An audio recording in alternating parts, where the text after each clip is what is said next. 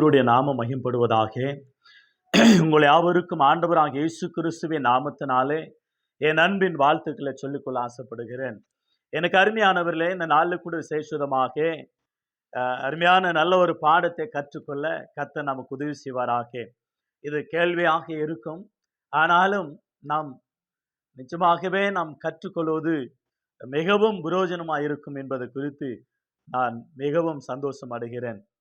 பூ புனித நீராட்டு விழா, மஞ்சள் நீராட்டு விழா அப்படின்னு சொல்லுவாங்க. பூ புனித நீராட்டு விழா. அருமையானவர்களே, இதை கிறிஸ்துவர்களாகிய நாம் இந்த ஃபங்க்ஷனை செய்யலாமா செய்யக்கூடாதா என்றதான ஒரு பெரிய கேள்வியாக சிலருடைய வாழ்க்கையில் அது கேள்வியாக இருக்கிறது. சிலர் அதை செய்யலாம் அப்படின்னு செயல்படுகிறத நாம் பார்க்கிறோம். பிள்ளைகள் ஏஜ் அட்டன் பண்ணும் பொழுது அவர்களுக்கு அந்த இன்விடேஷன் கார்டு, அழைப்பிதம் கார்டு அடித்து பூ புனித நீராட்டு விழா, மஞ்சள் நீராட்டு விழா, இதை இன்றைக்கு கிறிஸ்தவர்கள் அநேகர் கொண்டாடுகிறத நாம் பார்க்கிறோம். எனக்கும் நம்ம செயல்படுகிறத பார்க்கிறோம். இது ஒரு புனிதமானது அப்படின்னு சொல்லிய வார்த்தையில தென்படுகிறத பார்க்கிறோம். ஒரு புனிதமானது, தேவன் கொடுக்கிற அருமையான ஒவ்வொரு ஆசீர்வாதங்களும், தேவன் கொடுக்கிற அந்த பிள்ளைகளுடைய வாழ்க்கையில அந்த சரீர வளர்ச்சியில தென்படுகிற ஒவ்வொரு சம்பவங்களை பார்க்கும் பொழுது ஆச்சரியமா இருக்கும். சில பேர் இதை செய்யக்கூடாது, தப்பு, தவறு, இது தீட்டு அப்படின்னு சில பேர் சொல்லுவாங்க. ஆனால் சில பேர் அதை மகிழ்ச்சியாக கொண்டாடுவார்கள். வில்லேஜில் பார்த்தீங்கன்னாக்கா 90% ஒரு பெரிய ஃபங்க்ஷனாக, ஒரு பெரிய ஃபங்க்ஷனு, அநேகரை கூப்பிட்டு ஊர் ஜனங்களை கூப்பிட்டு அப்படி பயங்கரமாக கொண்டாடுவாங்க. அவங்க சொந்தக்காரங்க அப்பா அம்மா கொண்டாட விட்டாலும் தாய் மாமன் பாட்டிய வீடு சொந்த பந்தங்கள் அது பெருவிதமாக அவர்கள் செய்ய வேண்டிய அந்த சடங்குகள், செய்ய வேண்டிய அந்த முறைகள் எல்லாம் செய்து தங்களுடைய அருமையாக தாம் பிள்ளைக்கு நாங்கள் பெருமையாக செய்தோம், எந்த குறையில்லாமல் ஒவ்வொரு ஃபங்க்ஷனும் என்று பெருமை பாராட்டக்கூடிய அளவில் செய்வார்கள். அதாவது இன்றைக்கு நாட்களில் பெண் பிள்ளைங்க 12 வயது முதற்கொண்டு 18 வயசுக்குள்ளாக அல்லது 15 வயசுக்குள்ளாக அந்த பிள்ளைகள் ஏஜ் அட்டன் பண்ணுகிறத பார்க்கிறோம். இந்த ஏஜ் அட்டன் பண்ணுகிற நேரத்தில் அருமையாக சில பேர் கார்டு அடிப்பாங்க, சில பேர் ஊரெல்லாம் போய் சொல்லுவாங்க, சில பேர் பேனர் அடிப்பாங்க, பெரிய பெரிய நோட்டீஸ் அடிப்பாங்க, வால் போஸ்ட் அடிப்பாங்க, பெரிய பெரிய மண்டபம் புக் பண்ணி பெரிய பெரிய தலைவர்களோட கூப்பிட்டு ஃபங்க்ஷன் வைத்து அவர்களுக்கு ரொம்ப சந்தோஷமாக கொண்டாடுவாங்க. ஆனால் சிலரை பார்த்தீங்கன்னாக்கா சைலண்ட்டாக கம்முன்னு ஆகிடுவாங்க. காரணம் என்னவென்றால் சில நேரங்களில் சில பிரச்சனைகளை சந்திக்க வேண்டிய ஒரு சூழ்நிலை ஆகிருக்கிறது. இந்த பிள்ளைகள், வாலிப பிள்ளைகள் ஏஜ் அட்டன் பண்ண உடனே சில நம்முடைய சொந்த பந்தங்களுக்கு கண்ணு போட்டுருவாங்க, பொண்ணு கேட்க வர ஆரம்பிச்சிருவாங்க. பெரிய புள்ள ஆயிடுச்சு, 15 வயது 17 வயது ஆனாலும் பரவாயில்ல, கவர்மெண்ட்டு சட்டம் இருந்தாலும் பரவாயில்ல, 18க்கு பிற்பாடு தான் கல்யாணம் பண்ணணும், நம்ம சொந்த பந்தம் உறவுகள் போயிடும், சொத்து போயிடும், அப்படியாக மகனுக்கு வயசாகிடுது அப்படின்னு சில குடும்பங்கள் செயல்படுகிறத பார்க்கிறோம். இன்றைக்கும் இருக்கு. அதை சில நேரங்களில் அரசாங்கம் பார்த்து தண்டித்து அவர்களுக்கு உணர்த்தி அவர்கள் புத்திமதியை சொல்லி மறுபடியுமாக அந்த சீர்திருத்தத்தை அவர்கள் வாழ்வில் நல்ல ஒரு பாடத்தை கற்றுக் கொடுக்கிறத பார்க்கிறோம். ஆனால் சில நேரங்களில் வாலிபர்கள் கண்ணு போடுவாங்க. ஏன்னா அந்த பெரிய புள்ள ஆயிருக்கு, அது பின்னாடியே போவான், லவ் பண்ணுவான், அதை கெடுப்பான், அது அவ்வளோதான், அது லைஃப் ஃபாயில் ஆகிடும். அப்படிப்பட்ட இந்த நண்பர்கள், சொந்த பந்தங்கள், உறவுகள் இவங்கெல்லாம் அப்படியெல்லாம் அந்த பிள்ளைக்கு விரோதமாக செயல்படுவாங்க, அல்லது லவ் லெட்டர் கொடுப்பான் இப்படின்னு சொல்லி சில பேர் பயந்து ஒன்றுமே செய்யாமல் அந்த பிள்ளைக்கு வீட்டோடு வைத்து உடம்பு சரியில்லாத மாதிரியும் இப்படி செஞ்சிருவாங்க. ஏதோ ஒரு ஆகாரத்தை, நல்ல புஷ்டான ஆகாரம் தந்து அந்த பிள்ளைக்கு ஒரு ஜப கூட்டம் வைத்தோ இல்லை போன ஜபிக்காதவங்க ஏதோ ஒன்று அந்த பிள்ளைக்கு ஒரு சாங்கியம் செய்து சைலண்டாக ரகசியமாக வைத்துக் கொள்வார்கள். எனக்கு அருமையானவர்களே, இந்த நாளில் விசேஷமாக கிறிஸ்துவலாகிய நாம் ஒரு சபையில் விசுவாசி இப்படிப்பட்ட நல்ல ஏஜ் அட்டன் பண்ணால் நாம் ஜப கூட்டம் வைக்கலாமா வைக்கக்கூடாதா? கேள்வி என்னையா பெரிய சங்கடம். ஆண்டவருக்கு மகிமுண்டாகட்டும். இது ஒரு சாங்கியமா, ஒரு சடங்காச்சாரியமா அப்படின்னு நிறைய கிறிஸ்தவர்கள் நினைக்கிறாங்க. எனக்கு அருமையானவர்களே, நான் சொல்லுகிற ஒரு வார்த்தை என்னவென்றால், குழந்தை பிறந்தால் ஒரு குழந்தை பருவம் எவ்வளோ அழகா இருக்கும். அந்த குழந்தை பருவம் குழந்தை பிறந்த உடனே கொண்டாடுறோம். ரொம்ப அ சந்தோஷமாக கேக் அது இது வெட்டி, அந்த குழந்தை அது அப்படி குப்புற அடித்து படுக்கும் பொழுது ஒரு பெரிய சந்தோஷம். குழந்தை குப்புற படுத்திருக்கு. ரொம்ப சந்தோஷம். 5 மாதம், 6 மாதக்குள்ள. அதுக்கு அடுத்து அந்த குழந்தை எழுந்து நின்றால் ஒரு சந்தோஷம். அந்த குழந்தை பேசினா ஒரு சந்தோஷம். அந்த குழந்தை நடந்தா ஒரு சந்தோஷம். அந்த குழந்தை பால் மறந்தா ஒரு சந்தோஷம். அந்த குழந்தைக்கு பல் முளைத்தா ஒரு சந்தோஷம். ஒரு பெரிய மகிழ்ச்சின்னா, அந்த அளவுல மகிழ்ச்சியா கொண்டாடுவோம். அவ்வளோ சந்தோஷம் கொண்டாடுவோம். எவ்வளோ சந்தோஷம்னா சொல்ல முடியாது. குழந்தை பால் மறந்தா ஒரு ஒரு ஜெப கூட்டம், பல் முளைத்தா ஒரு ஜெப கூட்டம். அவன் குப்புற அடித்து படுத்து அப்படியே தவந்து தவந்து நடந்த அ த தாவி தாவி போனாக்கா அது ஒரு பெரிய மகிழ்ச்சி. அவன அந்த குழந்தைய அ குளிப்பாட்டுறது அது ஒரு மகிழ்ச்சி. குளிப்பாட்டும் பொழுது எல்லாருக்கும் ஆகாரம் போட்டு, அதுக்கு அடுத்தது அந்த குழந்தைக்கு தொட்டில் போடுவது குளிப்பாட்டி, அது ஒரு மகிழ்ச்சி, அது ஒரு விருந்து. அது நெகநட்டு போடுறது, குழந்தைக்கு அது ஒரு விருந்து. இதெல்லாம் ஒரு பெரிய மகிழ்ச்சியா இருக்கும் பொழுது, பெரியப்புள்ள ஆன மட்டும் ஏஜ் அட்டெண்ட் பண்ணா மட்டும், ஏன் அது ஒரு பெரிய அ ஒரு இது சடங்கா சார் இதெல்லாம் செய்யக்கூடாதா நம்போ ஆண்டவருடைய பிள்ளைங்க அப்படியா, இப்படியா? அதெல்லாம் ரொம்ப ஓவரா இருக்குல்ல உங்களுக்கு? ரொம்ப ஓவர் தான்.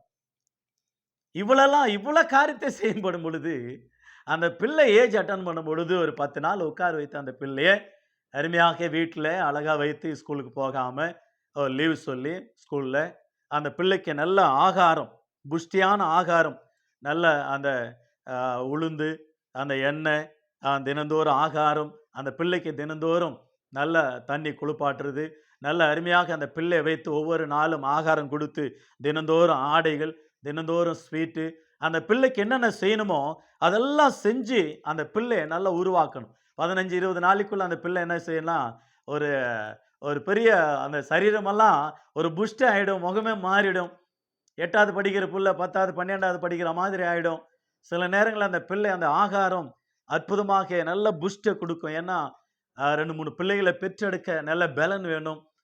கணவனோடு கூட குடும்பம் நடத்த பெலன் வேணும். வேலைகள் செய்ய பெலன் வேணும். அந்த பெண் பிள்ளைகளுக்கு அப்படிப்பட்டதான ஒரு ஆகாரத்த ஒரு 10, 20 நாள் குடுத்து அந்த பிள்ளைய நல்லா புஷ்ட் படுத்தி, நல்ல சந்தோஷத்தினால அந்த பிள்ளைய ஆசீர்வாதமாக வைப்பார்கள் பெற்றோர்கள். இப்படி ஒரு ஃபங்ஷன் செய்வார்கள். இதே கிறிஸ்தவர்களுக்கு கூட சில பேர் செய்றாங்க, சில பேர் செய்றதில்ல. நான் சொல்றேன், நிச்சயமாகவே அது ஒரு பெரிய பெருசா இல்லாவிட்டாலும், சபையோடு கூட ஊழியர்கள் கூடி, அந்த பிள்ளைய ஆசீர்வதித்து, அந்த பிள்ளைய ஆண்டவருக்குள்ள ஒப்பு கொடுத்து, நல்ல ஆலோசனைகள கொடுத்து, அந்த பிள்ளைய ஆண்டவருக்குள்ள நடத்துவது மிகவும் சந்தோஷம், மிகவும் சந்தோஷம். அது ஆண்டவர் விரும்புறார். அதுதான் ஆண்டவர் விரும்புறார். அருமையான ஒரு வார்த்தை நான் வாசிக்கிறேன். எசேக்கியேல் புஸ்தகம் 16ஆம் அதிகாரம்.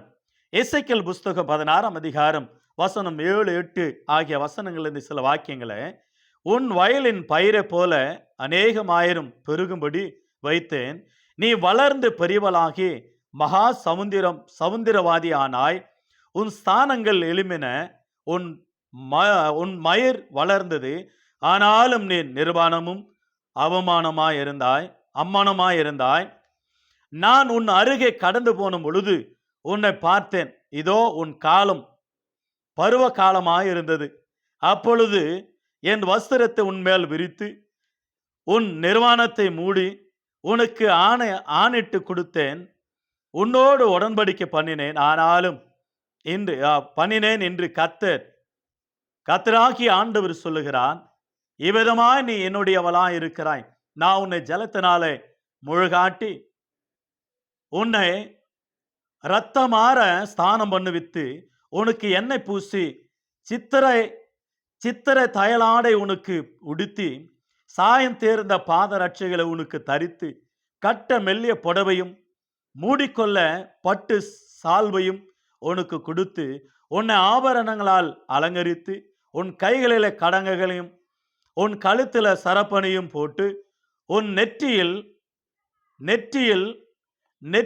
நெற்றி பட்டையும் உன் காதுகளில் காதணியும் உன் தலையின் மேல் சிங்காரமான கிரீடத்தையும் தரித்தேன். 14ஆம் வசனம் வெள்ளியும் அழகா இருக்கிறது. இவ்விதமாக பொன்னினாலும் வெள்ளினாலும் நீ அலங்கரிக்கப்பட்டாய். உன் உடுப்பு மெல்லிய புடவை மெல்லிய புடவையும் புடவையும் பட்டு சித்திரம் சித்திர சித்திர தையலாடையுமாயிருந்தது. மெல்லிய மாவையும் தேனையும் நெய்யையும் சாப்பிட்டாய். நீ மிகவும் அழகுள்ளவளாகி ராஜ்யத்தை சுதந்தரிக்கும் சிலாக்கியத்தையும் பெற்றாய். உன் அழகினாலே உன் கீர்த்தி புறஜாதிகளுக்குள்ளே பிரசித்தமாயிற்று. நான் உன்மேல் வைத்த என் மகிமையினாலே அது குறைவற்றதாய் இருந்தது என்று கர்த்தராகிய ஆண்டவர் சொல்லுகிறார். எனக்கு அருமையானவர்களே, எசேக்கியேல் 16 அதிகாரம் வசனம் 7 முதல் 14 வசனங்களிலே நாம் வாசித்த அந்த பகுதியை நாம் பார்க்கிறோம். உன்னுடைய பருவ காலம், நீ வளர்ந்து பெரியவளானாய், உன் பருவ காலம் வந்தது. நீ ஜலத்தினால் குளிப்பாட்டப்படதும், நீ குளிப்பாடுதல், இப்படிப்பட்டதான ஒரு 3 காரியங்களை அந்த இடத்துல நாம் வாசிக்கிறோம். பருவ காலம், ஏஜ் அட்டன் என்று சொல்லுவோம் இல்லையா? அவனமாகவே எனக்கு அருமையான தேவச்சனமாக்கி நம்முடைய வாழ்க்கையில பிள்ளைகள் பருவ காலம் வந்தவுடனே அற்புதமாக்கி அவர்களுக்கு செய்ய வேண்டிய கடமைகளை செய்து அவளை எந்த வழியில நடத்தணும் என்பது குறித்து நடத்தி நல்ல ஒரு ஆலோசனை சொல்ல வேண்டும். அதுதான் ஆண்டவர் எதிர்பார்க்கிற அற்புதமான ஒரு ஆண்டவராகிய தேவன் அற்புதமான ஒரு நிகழ்ச்சியாக இருக்கணும். ஆண்டவருடைய நாமம் மகிம்படணும். ஆதியாகமம் புஸ்தகம் 21 அதிகாரம் 8 வசனத்துல அற்புதமாக ஒரு சம்பவம். நம்முடைய முற்பிதாவாகிய ஆபிரகாம் என்ன செய்தார் என்றால், ஆதியாகமம் 21 அதிகாரம் 8 வசனம், பிள்ளை வளர்ந்து பால் மறந்தது. ஈசாக்கு பால் மறந்த நாளிலே ஆபிரகாம் பெரிய விருந்து பண்ணினான். எவ்வளவு அற்புதமா இருக்கு பாருங்க.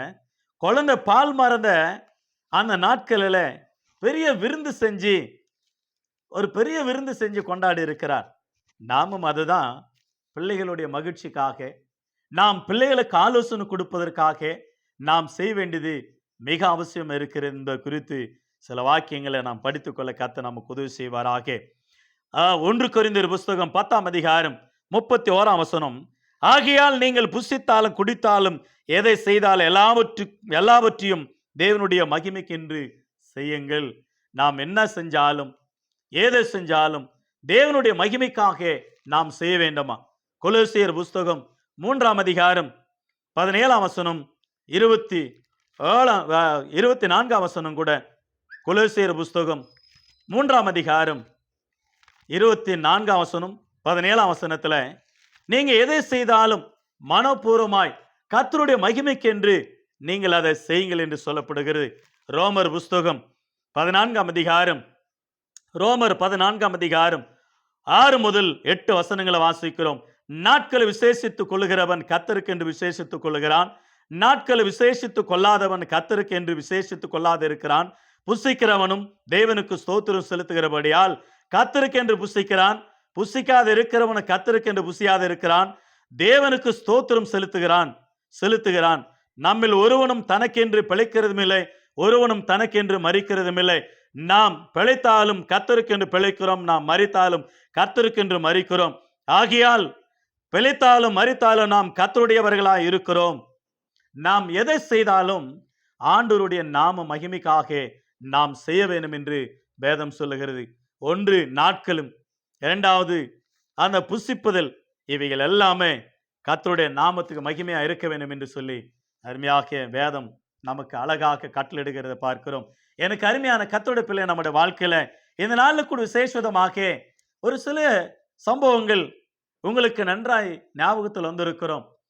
ஒரு சபை பாஸ்டர் அருமையான சொன்னார், எங்க சபையில் இந்த மாதிரி சடங்கு சாரியெல்லாம் செய்கிறது இல்லை, நான் அந்த மாதிரி ஒரு குடும்பத்துக்கு நான் புத்தி சொன்னேன், நாங்கள் செய்யறதில்ல, நான் வரமாட்டேன்னு சொல்லிட்டு அவங்க என்ன செஞ்சாங்க, அந்த பிள்ளையை உட்கார வைத்து ஒரு 15 நாள் உட்கார வைத்து அந்த பிள்ளைக்கு நல்ல அந்த ஏஜ் அட்டன் பண்ண நாட்களில் ஒரு விசுவாசி குடும்பம் அவர்களோடு கூட இணைந்து கொஞ்சம் விசுவாசிகளை சேர்ந்து இன்னொரு பாஸ்டர் கூட்டின்னு வந்து ஜெப கூட்டம் நடத்தி அந்த சபையை விட்டு வேற சபைக்கு போக ஆரம்பித்து விட்டார்கள். இது அந்த பாஸ்டருக்கு ஒரு பெரிய வெட்கக்கேடாக மாறிவிட்டது. அருமையானவர்களே, இது என்ன தப்பு? பிள்ளை ஏஜ் அட்டன் பண்ணது, பிள்ளை ஏஜ் அட்டன் பண்ண பிற்பாடு அந்த பிள்ளைக்கு வேண்டிய அறிவுரை சொல்லுவதும், அந்த பிள்ளைக்கு செய்ய வேண்டிய உட்கார வைத்து அந்த பிள்ளைக்கு அழகாக ஆகாரம் கொடுத்து நல்ல ஆடைகளை கொடுத்து சொந்த பந்தங்கள் வருவாங்க, வாழ்த்துவாங்க. சொந்த பந்தம் வருவாங்க, பாட்டி வீடு வருவாங்க, வாழ்த்துவாங்க. அப்பா, பெரியப்பா, சித்தப்பா, மாமா, தாய் மாமா, சொந்த பந்தம், உறவுகள் வந்து அந்த பிள்ளைய வாழ்த்துவாங்க. நல்ல ஒரு துணி எடுத்து குடுப்பாங்க, நகை நட்டு போடுவாங்க, ஆகாரம் தருவாங்க, அந்த பிள்ளைய வாழ்த்துவாங்க.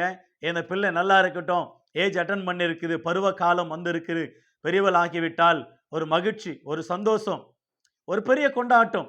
அந்த பிள்ளைக்கும், அதை பெற்றெடுத்த பிள்ளைகளுக்கும், அந்த தாய்மார்களுக்கு அளவே சொல்ல முடியாது. அந்த அளவுல அவர் பெரிய. சில பேர் என்ன செய்வாங்கன்னு சொன்னா, எப்பலாம் என்னென்னலாம் ஃபங்ஷன் வருதோ, அப்பல்லாம் பெரிய ஃபங்ஷன் வச்சுருவா. ஏன் கேட்டா, காது குத்துனா ஒரு ஃபங்ஷன், பர்த்டே ஒரு ஃபங்ஷன், அத பெரிய புள்ள ஆனா, அத மஞ்சள் நீராட்டு விழா, அது ஒரு ஃபங்ஷன், ஆ கல்யாண நாள் ஒரு ஃபங்ஷன். இப்படி ஒவ்வொரு நாளும் ஃபங்ஷன் வைத்து, ஏன்னா வசூல். அவர் வசூல் ராஜாவா இருப்பாரு சில பேரு. நல்லா கிஃப்ட் வரணும், நல்லா நகை நட்டு வரணும், நல்லா அதிகமா வரணும். பொண்டாட்டி கேட்பார், உங்க அண்ணன் பெரிய அண்ணன் என்ன போட்டான், சின்ன அண்ணன் என்ன போட்டான், உங்க அப்பா என்ன போட்டாங்க, உங்க அம்மா என்ன செஞ்சாங்க, உங்க அக்கா என்ன செஞ்சாங்க, தங்கச்சி என்ன செஞ்சாங்க, அவங்கெல்லாம் கொண்டாந்து போட சொல்லு பிள்ளைங்களுக்கு, நாங்களும் வைத்தேன் இல்லையா என்று சொல்லி ரொம்ப பேச ஆரம்பிப்பாங்க பாத்தீங்க. அது வசூல் ராஜா, வசூல் மன்னன். சில பேர் வசூல் பண்றதுக்காகவே கொண்டாடுவா. அந்த வசூல் பண்றதுக்காக அல்ல, ஒவ்வொரு நேரத்தில் ஒவ்வொரு சமயங்களிலே பிள்ளைகளுக்கு என்ன வருகிறதோ அதை அந்த மகிழ்ச்சியில கொண்டாடணும்.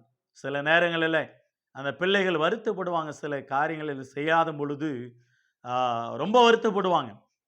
நிறைய பேர் அந்த பிள்ளைக்கு அந்த காது குத்த மாட்டாங்க, ரொம்ப பரிசுத்தமா அப்படியே தீர்மானிப்பாங்க. ஆனா அந்த பிள்ளைங்களுடைய இருதயத்துல பயங்கரமான ஆசையா இருக்கும்.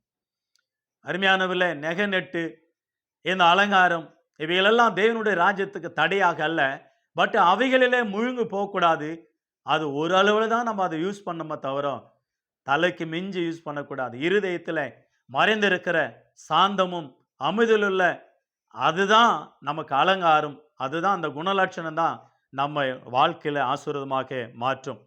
எனவே எனக்கு அருமையான கர்த்தருடைய பிள்ளை, நம்முடைய வாழ்க்கையில நாம் சில காரியங்களில் பிள்ளைகளுக்கு பெரிதாக கொண்டாடவிட்டாலும் சபையை பெரிதாக கொண்டாடவிட்டாலும் சபையார் தன்னுடைய விசுவாசிகளுக்கு ஊழிக்கார் அமைதியாக்கே அவர்கள் வீட்டுக்கு கடந்து சென்று நல்ல ஆலோசனை செஞ்சு வீட்டோடு கூட ஜெபிக்கிறதா, அல்லது ஃபங்க்ஷன் வைத்து ஜெபிக்கிறதா, அல்லது சபையில் வைத்து ஜெபிக்கிறதா, அல்லது ஹாலில் வைத்து ஜெபிக்கிறதா, நல்ல ஒரு ஆலோசனை கொடுத்து அந்த ஆலோசனை தகுந்த வண்ணமாக சூழ்நிலை பிரகாரமாக அந்த இடம் பொருள் ஏவல்னு சொல்லுவாங்க, அதே வண்ணமாக இடத்துக்கு பொறுத்த வண்ணமாக அவர்களுக்கு வேண்டிய ஆலோசனை கொடுத்து அவங்களுக்கு சூழ்நிலைகள் என்ன, அவங்களுடைய பற்றாக்குறையா, அல்லது இருக்கா இல்லையா, அல்லது அவங்களை சுற்றில சத்துருக்கள் இருக்கிறார்களா, பிள்ளைகள் இருக்கிறார்களா, பிள்ளைகளை ஏமாற்றுக்குரியவர்கள் இருக்கிறார்களா, பிள்ளைக்கு ஆதரவா இருக்கிறார்களா, இவைகள் எல்லாம் சூழ்நிலைகளை பார்த்து சில காரியங்களை செய்யணும், சில காரியங்களை செய்யக்கூடாது என்பது குறித்து தெய்வீக ஞானம் நமக்கு உண்டு. அதன்படி நாம் செயல்படும் பொழுது நாம் அநேகருக்கு இடரலா இருக்க மாட்டோம், சபைக்கும் இடரலா இருக்க மாட்டோம், சபையாரும் நமக்கு இடரலா இருக்க மாட்டார்கள் என்பது குறித்து தான் என்னுடைய ஆதகமா இருக்கிறது. எனக்கு அருமையானவர்களே, ஏது எப்படியோ அந்த நேரத்தில் அந்த பிள்ளைகளுக்கு நல்ல ஆலோசனை கொடுக்க வேண்டும். முதலாவதாக உபாகமம் புஸ்தகம் 6ஆம் அதிகாரம் 6 முதல் 9 வசனங்கள், உபாகமம் 11ஆம் அதிகாரம் 19 முதல் 21 வசனங்கள், உபாகமம் 6ஆம் அதிகாரம் 6 முதல் 8 வசனங்கள் 9 வசனங்களிலே, நான் உனக்கு விதிக்கிற கட்டளைகளே உன் இருதயத்தில் இன்றைக்கு வைத்துக்கொண்டு அந்த வார்த்தை உங்க பிள்ளைகளுக்கு நடக்கும் பொழுது, உட்காரும் பொழுது, எழுந்திருக்கும் பொழுது, படுத்திருக்கும் பொழுது அந்த பிள்ளைகளுக்கு போதியுங்க, வார்த்தைகளை போதிக்க வேண்டும். ஏசாயா புஸ்தகம் 54ஆம் அதிகாரம் 13ஆம் வசனம், உன் பிள்ளைகள் எல்லாரும் கர்த்தரால போதிக்கப்பட்டு இருப்பார்கள். கர்த்தருடைய வார்த்தையை சொல்லணும். ஏசாயா புஸ்தகம் 48ஆம் அதிகாரம் 17, 18 வாசிக்கிறோம், பிள்ளைகள் எல்லாரும் என் வார்த்தைகளை கவனிப்பாயானால் நலமாயிருக்கும், நலமானதை உனக்கு போதித்து உனக்கு உபதேசித்து உனக்கு கற்றுக் கொடுக்கும் பொழுது அந்த வார்த்தைகளை கவனித்தாயானால் நதியை போல சமாதானம், கடலை போல சமாதானம், குடும்பத்தில் சொந்தக்காரர் மத்தியில் எல்லாரும் மத்தியிலும் ஒரு பெரிய சமாதானத்தை காண முடியும். முதலாவதாக அந்த பிள்ளைக்கு கர்த்தர் பயப்படுதலை கற்றுக் கொடுக்க வேண்டும். சங்கீதங்களின் புஸ்தகம் 111ஆம் சங்கீதம் 10ஆம் வசனத்தில் வாசிக்கிறோம். 111ஆம் சங்கீதம் 10ஆம் வசனம், நீதிமொழிகள் ஒன்றாம் அதிகாரம் 7ஆம் வசனம், நீதிமொழிகள் 1ஆம் அதிகாரம் 7ஆம் வசனம். அந்த வார்த்தையில் சொல்லப்படுகிறது, கர்த்தருக்கு பயந்து நடக்கணும். அப்ப கர்த்தர் பயப்படுதல் அந்த பிள்ளைக்கு நம்ம ஊட்ட வேண்டும். கர்த்தர் பயப்படுதல் ஞானத்தின் ஆரம்பம். கர்த்தர் பயந்து நடக்கத்தக்கதாக 2 யோவான் 4வது வசனத்துல, என் பிள்ளைகள் சத்தியத்துல நடக்கிறார்கள், அது ஒரு மிகுந்த மகிழ்ச்சி. மலாக்கி புஸ்தகம் 2ஆம் அதிகாரம், மலாக்கி புஸ்தகம், மல்கியா புஸ்தகம் 2ஆம் அதிகாரம் 15ல, தேவ பக்தி உள்ள பிள்ளைகளாக, தேவ சந்ததிகளாக நாம் அவர்களை வளர்க்க வேண்டும். 2வதாக, பரலோகத்தின் அழைப்பு உனக்கு இருக்கு, பரலோகத்துக்கு நீ அழைக்கப்பட்டிருக்கிறாய் என்று அந்த பிள்ளைக்கு ஞாபகப்படுத்தி, எபிரேயர் புஸ்தகம் 3ஆம் அதிகாரம் 1ஆம் வசனத்துல, பரம அழைப்புக்கு பங்குள்ள சகோதரர்களாகிய நீங்கள் என்று சொல்லப்படுகிறது. பொறுமையாக ஓட்டம், விசுவாசத்தை நோக்கி, ஆண்டவரை நோக்கி, பரம அழைப்பின் பந்தய பொருளுக்கு நீ ஆயத்தமா இருக்கிறாய். ஆகவே 128ஆம் சங்கீதம் 3ஆம் வசனத்துல, ஒளியமர கன்றுக்கு ஒப்பா இருக்கிறார் பிள்ளைகள். உன் மனைவி வீட்டோரங்கள் கனித்தரும் திராட்சை கொடி, உன் பிள்ளைகள் உன் பந்தை சுற்றி ஒளியமர கன்றுகளை போல இருப்பார்கள். ஒளிவா, அந்த மரம் அழியாது, அது அந்த எண்ணெய் ஆசீர்வாதம், அந்த எண்ணெய் ஆரோக்கியம், ஆண்டவர் பலனாக வைத்திருக்கிற ஒளிவ மரம். அந்த சங்கீதக்காரர் சொல்லுகிறார், நானோ தேவனுடைய ஆலயத்துல பச்சையான ஒளிவ மர கன்று போல நான் இருப்பேன். எவ்வளவு அற்புதமாக அந்த ஒளிவ மரத்துக்கு ஒப்பா இருப்பார்கள். 2வதாக அழைப்பு, பரலோகத்துக்கு அழைப்பு, நீ பரலோக தேவன் உன்னை அழைத்து இருக்கிறார். 3வதாக அலங்காரம், எந்த அலங்காரம் உனக்கு வேணும்னு சொல்லி பிள்ளைக்கு நாம் சொல்ல வேண்டும் என்றால், 1 பேதுரு புஸ்தகம் 3ஆம் அதிகாரம் 3-4 வாசிக்கிறோம். பொறுமான அலங்காரம் உங்களுக்கு அலங்காரமா இராமல், இருதயத்துல மறைந்திருக்கிற அமைதியுள்ள ஆவியும் சாந்த குணமும் அமைதியுள்ள ஆவியமாகிய உங்களுக்கு அலங்காரமா இருக்க கடவது அமைதியாக. ஏசாயா புஸ்தகம் 61ஆம் அதிகாரம் 10ஆம் வசனத்துல, ரட்சிப்பின் வஸ்திரம் உனக்கு அலங்காரமா இருக்க கடவது. எனக்கு அருமையானவில்லை, அந்த பிள்ளைக்கு எடுத்து சொல்லணும்.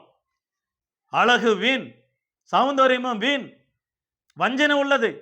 நீதிமொழிகள் புஸ்தகம் 31ஆம் அதிகாரம் 10 முதல் 31 வசனங்களில அழகான பெண்மணிக்குரிய குணலட்சணங்கள், குணாதிசயங்கள் என்னவென்றால், இருட்டோடு எழுந்திருக்கிறான், தான் வேலை செய்கிறான், வீட்டு வேலை செய்கிறான், வீட்டாருக்கு படி அளக்கிறான், தான் பிள்ளைகளை கவனிக்கிறான், கணவனை கவனிக்கிறாள், இருட்டோடு வயலை விசாரிக்கிறாள், ரட்டணத்தில் தன்னுடைய கையை வைக்கிறாள். அப்படியாக ஆகாரம் செய்வது, ஆடைகள் உடுத்துவது, ஆடைகள் செய்வது, ஒவ்வொன்றும் அற்புதமா இருக்கும். அந்த வார்த்தைகள் தங்கள் பிள்ளைகளுக்கு கூட அந்த தாயை புகழ்ச்சியா சொல்லுவாங்க, தன் கணவனும் புகழ்ச்சியா சொல்லுவார்களா. அநேக பெண்களை பார்க்கலும், நீ அழகுள்ளவளா இருக்கிற, உன்னுடைய அழகு அல்லது உன் குணலட்சணம், அந்த குணலட்சணம் தான், அழகு அல்ல, பியூட்டி அல்ல. பியூட்டி நமக்கு நல்லதுதான், அழகு முக்கியமானதுதான், இல்லைன்னு சொல்லவில்லை. ஆனா அதை காட்டிலும் மறைந்து இருக்கிற குணம் ரொம்ப அழகானது, அதை மறந்து விடக்கூடாது. 4வதாக, பிள்ளைகள் நடக்க வேண்டிய வழியில அவர்களை நடத்தணும். நீதிமொழிகள் 22ஆம் அதிகாரம் 6ஆம் வசனம், பிள்ளையாண்டவனும் நடக்க வேண்டிய வழியில் அவனை நடத்து, முதிர் வயதிலும் அதை விடாது இருப்பானாக. 15ஆம் வசனத்துல, பிள்ளைய தண்டியாமல் விடாதே, அவன் நெஞ்சிலே அவன் மதியம் ஒட்டி இருக்கும், பெரும்பினாலே அதை அகற்றுவாயாக. நீதிமொழிகள் 23ஆம் அதிகாரம் 13-14, பிள்ளைய தண்டிக்காம விடாதே, அப்படி தண்டிக்கிறதுனாலே அவனுடைய ஆத்மாவை மரணத்துக்கு தப்பு வைக்கிறாய். தவறு செய்யும் பொழுது, தண்டிக்கும் பொழுது அந்த பிள்ளைகள் அருமையாக மரணத்துக்கும் பாதாளத்துக்கு தப்பிக்கப்படுகிறார்கள். 22ஆம் வசனத்துல அருமையாக நல்ல ஞானமுள்ள பிள்ளை பெற்ற 22, 24, 25, 26 வசனங்களில நல்ல ஞானமுள்ள பிள்ளை பெற்றதனாலே தாய் தகப்பன் சந்தோஷப்படுவார்களாம். பிள்ளைகளை சந்தோஷப்படுத்துகிற அளவில் நடத்த வேண்டும். அந்த பிள்ளைகள் முதிர் வயதிலும் உன் தாயை அசட்டை பண்ணாத, உன் தகப்பனுடைய வார்த்தைக்கு செவி கொடு சொல்லப்படு. நீதிமொழிகள் 20ஆம் அதிகாரம் 10, 11 ஆகிய வசனங்கள் வாசிக்கிறோம். அந்த பிள்ளைக்கு வேண்டிய ஆலோசனை சொல்லும்படியாக நீதிமொழிகள் 20ஆம் அதிகாரம் வசனம் 10, 11 அழகான ஒரு வார்த்தையை நாம் வாசிக்கிறோம். 11ஆம் வசனம், 12ஆம் வசனம், 13ஆம் வசனம் கூட, பிள்ளையானாலும் அதன் செய்கை சுத்தமோ செம்மையோ என்பது அதன் நடக்கினாலே விளங்கும். கீழே கூட வாசிக்கிறோம். அதுக்கு மேலாக அற்புதமாக சொல்லப்படுகிறது. அந்த வார்த்தைகளெல்லாம் பிள்ளைகளை குறித்து சொல்லப்படுகிற வார்த்தை. எனவே அது சுத்தமா இருக்குமா அசுத்தமா இருக்குமா தண்டித்து அந்த பிள்ளை நடத்த வேண்டும் என்று சொல்லி அருமையான இந்த ஞானியானவர் நமக்கு எழுதி வைத்திருக்கிறார். பிரசங்கி 11:9 வாலிபனே உன் கண் காட்சியில நடு, உன் இன்பத்துல நடு, சந்தோஷப்படுத்தட்டும் உன் இருதயம், ஆனாலும் கர்த்தர் நியாயத்துல கொண்டு வந்து நிறுத்துவார் என்று பயந்திரு. 12வது அதிகாரம் பிரசங்கி 12:1 வாலிபன் நாட்களும் சிருஷ்டிகரை நினைப்பாயாக. 12ஆம் அதிகாரம் 12 முதல் 14 கடைசி நாட்களில் காரியத்தின் தொகையை கேட்பீராக.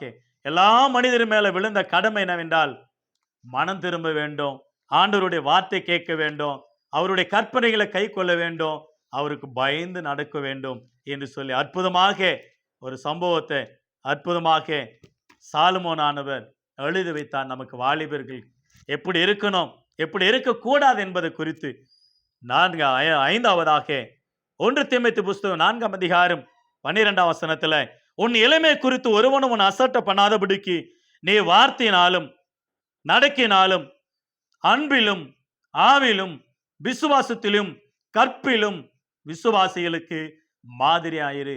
அந்த பெண் பிள்ளைகளுக்கு சொல்லணும், நீ இப்பொழுது பெரிய பிள்ளையாகிய மாறிவிட்டாய், நீ இப்பொழுது என்ன செய்ய வேண்டும் என்றால் உன்னுடைய நடக்கை, உன் பேச்சு, உன்னுடைய பார்வை, உன் எண்ணங்கள், உன் சிந்தனைகள், உன்னுடைய கற்பில அன்பில விசுவாசிகளுக்கு மாதிரியார்.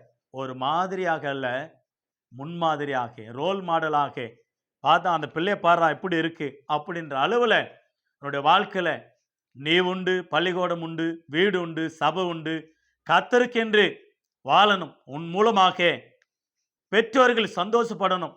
இன்னைக்கு அநேக பெண் பிள்ளைகள் மூலமாக தாங்கள் நடக்கையில, வார்த்தையில, பேச்சில, அந்த வாட்ஸ்அப்பில், ஃபேஸ்புக்கில், இன்ஸ்டாகிராமில், ட்விட்டரில் இந்த பிள்ளைகளெல்லாம் தொடர்பு கொண்டு தவறாக நடந்து அநேக வாலிபர்கள் இடத்துல மாட்டிக்கொண்டு கோர்ட்டுக்கும் போலீஸ் ஸ்டேஷனுக்கும் பிள்ளைகள் தங்களுடைய பெற்றோர்களை நடுத்தருவில் நிற்க வைக்கிற பெற்றோர்கள் உண்டு, பிள்ளைகள் உண்டு.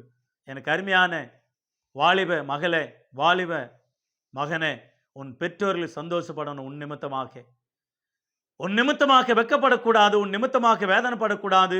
அநேக வாலிப பிள்ளைகளுடைய தவறுனால பெற்றோர்கள் மரித்து போகிறார்கள், அவமானம் அடைகிறார்கள், தெருவில் நிற்கிறாங்க, கட்ட பஞ்சாயத்தில் நிற்கிறாங்க, ரோட்ல நிற்கிறாங்க, போலீஸ் ஸ்டேஷன் நிற்கிறாங்க, கோர்ட்டில் நிற்கிறாங்க. கடைசியில் அவமானம் தாங்காம மரணத்தை கல்லறையில் போய் சேர்ந்து விடுகிறார்கள். உன் நிமித்தமாக அந்த பிள்ளைகளுக்கு நல்ல ஆலோசனை சொல்லுவதற்காக தான் ஒரு ஜப கூட்டம் வைத்து அந்த பிள்ளைக்கு நல்ல ஆலோசனை சொல்ல ஊழியர்கள் கூடி, சபை ஊழியக்காரர் கூடி, சபையார் கூடி நல்ல ஜெபித்து அந்த பிள்ளைக்கு நல்ல ஆலோசனை சொல்லும் பொழுது அந்த பிள்ளை கேட்கும், பெற்றோர்கள் கேட்பார்கள், சொந்த பந்தங்கள் கேட்பார்கள், அநேக ஜனங்கள் கேட்பார்கள். என் பிள்ளைகள் இப்படி வளர்க்கணுமா, கர்த்தர் பயத்தோடு வளர்க்கணுமா, கடவுளுக்கு பயந்து வளர்க்கணுமா, கற்பை காத்துக்கொள்ள வளர்க்கணுமா என்று சொல்லி பிள்ளைகளுக்கு நல்ல ஆலோசனை சொல்லுவார்கள். 1 கொரிந்தியர் புஸ்தகம் 13ஆம் அதிகாரம் 11ஆம் வசனம், நான் குழந்தையா இருந்த பொழுது குழந்தைய போல பேசினேன், குழந்தைய போல சிந்தித்தேன், குழந்தைய போல யோசித்தேன், நான் புருஷனான பொழுதோ குழந்தைக்கேற்றவைகளை நான் ஒழித்து விட்டேன். அந்த பிள்ளைக்கு நம்ம புத்தி சொல்லணும், ஏமா நீ ஏற்கனவே இருந்தது வேற, இப்ப இருக்கிறது வேற. உன்னுடைய பேச்சு, உன்னுடைய நடக்கை, உன் பார்வை, உன் எண்ணங்கள், உன் சிந்தனைகள், உன் வாழ்க்கை முழுவதுமாக அருமையாக வித்தியாசமாக இருக்கணும். ஒரு வித்தியாசமாக நீ நடக்கணும். நீ இன்றிலிருந்து பெரிய பிள்ளை வாழவி பிள்ளைங்களோடு கூட பேசக்கூடாது, பேசணும், அன்பாக பேசணும். அண்ணா எப்படி இருக்கிறீங்க, அண்ணா எப்படி இருக்கிறீங்க, எப்படி இருக்கிறீங்கண்ணா பேசணும். அற்புதமாக அந்த பிள்ளைகளுக்கு மனம் திறந்து உலகத்தோடு கூட பேசணும். அற்புதமாக அந்த பிள்ளைகளை ஆண்டவருக்குள்ளாக நாம் நடத்தணும். அதுதான் ஆண்டவர் விரும்புகிறார். இன்னொரு வாக்கியத்தை வாசித்து தொடர்ந்து நாம் ஜெபிக்கலாம். லூக்கா எழுதின சுவிசேஷம் 1ஆம் அதிகாரம் கடைசி வசனம், அந்த பிள்ளை வளர்ந்து ஆவினால பலன் கொண்டு இஸ்ரவேலுக்கு தன்னை காண்பிக்கும் நாள் வரைக்கும் வனாந்தரங்களே நடந்தது. அந்த பிள்ளை வளர்ந்து யார் என்றால் யோவான் ஸ்நானகன். அந்த பிள்ளை வளர்ந்து என்ன ஆச்சுதான், ஆவியில பலன் கொண்டது. அதே லூக்கா 2ஆம் அதிகாரம் 51ஆம் வசனம் கடைசி, இயேசுவானவர் ஞானத்தினாலும் வளர்த்தினாலும் தேவ கிருபினாலும் மனசரு தயவினாலும் அதிக அதிகமாக விருத்தி அடைந்தார். எனக்கு அருமையானவில்லை, இதுதான் அந்த பிள்ளைக்கு நாம் சொல்ல வேண்டும். தேவ தயவு, மனுஷருடைய தயவு, தேவனுடைய கிருபை, மனுஷருடைய பார்வைக்கு தேவனுடைய பார்வைக்கும், தேவனுடைய கிருபைக்கும் மனுஷருடைய தயவும் அந்த பிள்ளைக்கு கிடைக்கத்தக்கதாக நாம் ஜெபிக்கணும். அதுக்காக தான் மனுஷருடைய தயவு. அந்த நாட்கள் அந்த பிள்ளைக்கு நேசித்து எல்லா கிஃப்டும் தயவு, தேவ கிருபை, அந்த பிள்ளை மேல தேவ கிருபை இருக்கிறதுனால அந்த பிள்ளை ஆசீர்வதிப்பாங்க.